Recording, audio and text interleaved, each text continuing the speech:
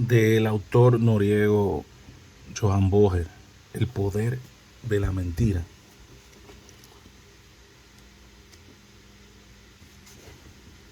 Comenzaba ya a hacerse de noche cuando Kurt Norbe, en su estrecho tineo de su asiento, volvió a su casa después de una reunión del consejo directivo de la escuela. El libro sobre el Mijos no estaba muy seguro en aquellos días y Kurt había prometido a su mujer regresar por la carretera, pero contrariedades de toda clase sufridas durante el día irritaron sus nervios. Y cuando llegó el pequeño cabo que avanza en el lago, aflojó de pronto las riendas y entró en el golfo. El hielo ha sostenido a otros antes de hoy, pensó. También me sostendrá a mí. El caballo aguzó las orejas y se aventuró a pasos medrosos sobre los témpanos, pero Kurt le alejó un latigazo y el trineo empezó a dar salto tras salto hasta llegar a la superficie resbaladiza y plana. Cuando un contratiempo viene inmediatamente después de otro, parece que se recibe un golpe allí donde ya se tenía una herida. En primer lugar, el viejo se había dejado vencer aquel día en un asunto en el consejo de dirección y vencido por aquel miserable director de la escuela primaria superior. En medio de su contrariedad, su yerno se había presentado poniéndole un nuevo anticipo de herencia, y ante esta demanda hecha en semejante momento, el viejo experimentó la sensación de ser víctima de una verdadera extorsión de fondos. Y en fin, cuando una hora más tarde, para colmo, supo que Warren, el comerciante, había quebrado. La pérdida de 2,000 coronas de las que había salido fiador fue para él una catástrofe que le asió de la garganta. Pronto me veré obligado a mantener a la mitad de la comuna, pensaba. Se diría que esta gente no tiene otra idea que la de despojarme de mi último céntimo. El caballo era un largo semental negro, de crin ondulada, herrumburoso color y andar bailarín. En cuanto al viejo, desaparecía dentro de un abrigo de piel de oso, con el cuello levantado. Sobre el hielo, la oscuridad comenzaba a caer, mientras en todo el contorno del golfo, entre el lívido paisaje de nieve, se encendían una a una las luces de las granjas. Y cuando tu mujer sepa esto, pensaba Nut, mientras sonaba el cascabel del caballo y salía volando un polvo de nieve bajo sus cascos. A pesar de ella, había firmado el documento de fianza para Wagen.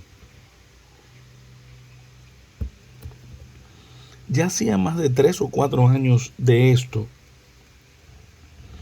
El documento debía ayudar a Wagen para hacerse abrir un crédito más amplio por un negociante al por mayor de la capital, pero en aquella época había prometido a su mujer no salir de fiador de nadie, fuese el que fuese. Ya habían perdido bastante dinero de este modo y ahora, ¿cómo diablos pudo atraparme aquel día?, se decía el viejo.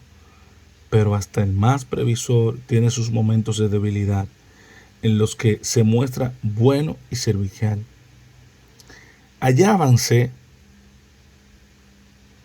ambos en cristianía, y Wagen le había convidado a una excelente comida en el hotel Karl Johan.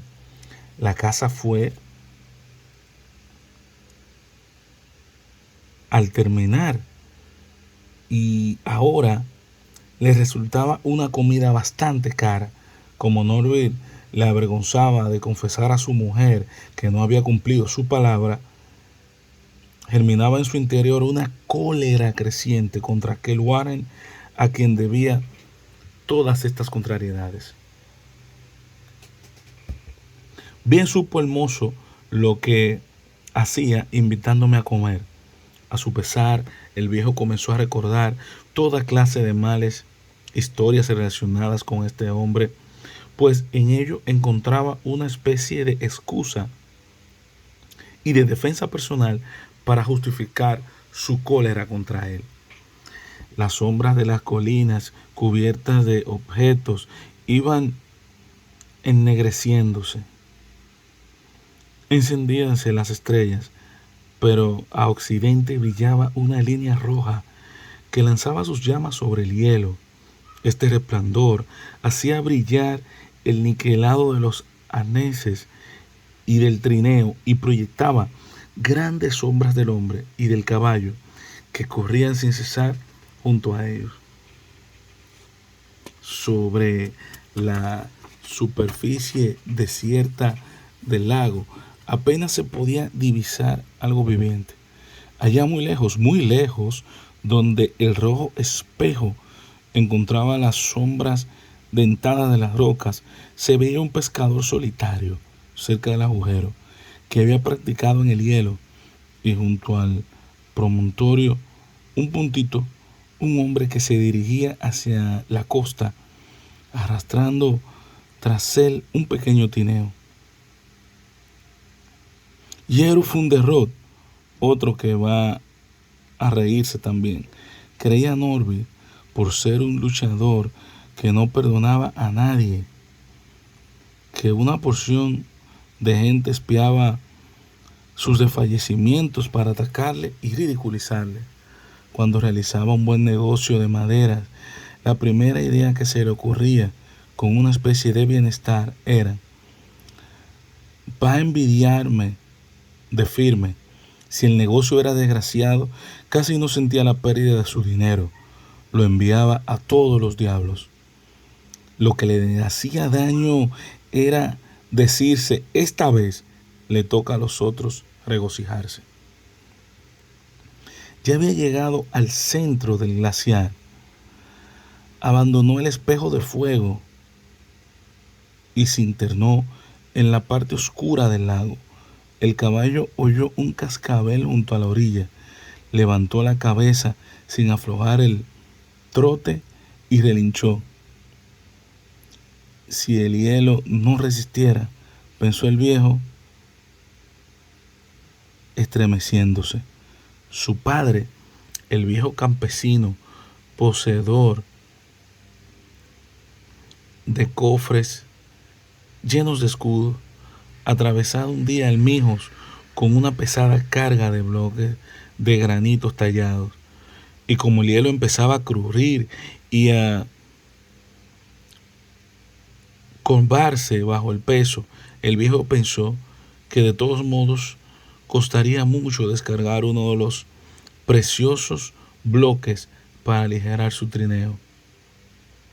Púsose de rodillas y dirigió a nuestro Señor esta pequeña oración: si me haces llegar a tierra sano y salvo, daré al pastor en ofrendas 10 medidas de mi mejor cebada.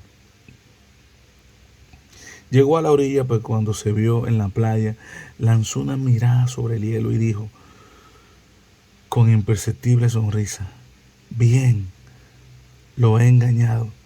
Y el pastor no vio más la cebada. El cascabel sonaba claro y alegre, con notas argentinas, pero el viejo seguía creyendo que el hielo cedía. Si caes en él, pensaba, será tal vez por no haber querido comulgar el domingo. Al salir de su granja, había medio prometido a su mujer y a casa del patrono de la parroquia y hacer que les inscribieran para la comunión. Pero a última hora, un resto de su antigua independencia de ideas despertó por un instante en él y pasó por delante de la parroquia sin detenerse. Al fin y al cabo se dijo, sería obrar contra tu conciencia. Tú no crees para nada en la comunión, ni casi en la redención por Cristo. Habían dos seres diferentes en el poderoso Norbe. Primeramente, era un hombre a quien la escuela, la enseñanza del pastor, los viajes, toda clase de libros habían inspirado un ideal múltiple y diverso. Más tarde, cuando la muerte de su padre tuvo que ocuparse de la granja, llegó a ser, poco a poco, una reproducción de su padre. Los campesinos, los abultados registros llenos de números, las profundas selvas donde se corta la madera, los negocios en marcha y sobre todo el rango que la dinastía de los Normi ocupaba en la comuna eran como otras tantas solicitaciones que le obligaban a continuar haciendo revivir la tradición paternal y sin esforzarse lo había conseguido. A veces, cuando se disponía a terminar un nuevo negocio de maderas, se le figuraba de pronto que él era su padre mismo. Sin darse cuenta de ello, veía con igual mirada, empleaba sus tretas, tenía la misma especie de conciencia que él, y mientras tanto, el otro Nup Norby se ocupaba en leer libros, se apasionaba por la libertad política y religiosa, cuando el primero no tenía nada de hacer. Hubieras debido al menos hacerte inscribir para esa comunión, pensó al ver que aún estaba lejos de tierra.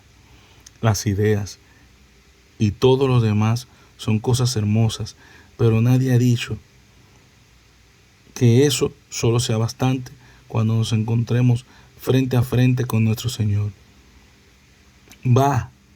Aún había tiempo para avisar al patrimonio de la parroquia, con tal que arribase a tierra sano y salvo. Hemos concluido la lectura del día de hoy, El poder de la mentira de Joan Boger. ¿Qué te ha parecido esta interesantísima novela? Déjame en la caja de comentarios qué piensas sobre este u otros libros. Elín Sepúlveda es mi nombre, sígueme en todas las redes sociales donde puedes encontrar los resúmenes. Dale like, comparte. Te ruego te suscribas, le des me gusta y si no te ha gustado el video o el libro, también le puedes dar un no me gusta para saber la opinión de todos ustedes. Nos vemos en el próximo libro. Recuerda, los libros te educan.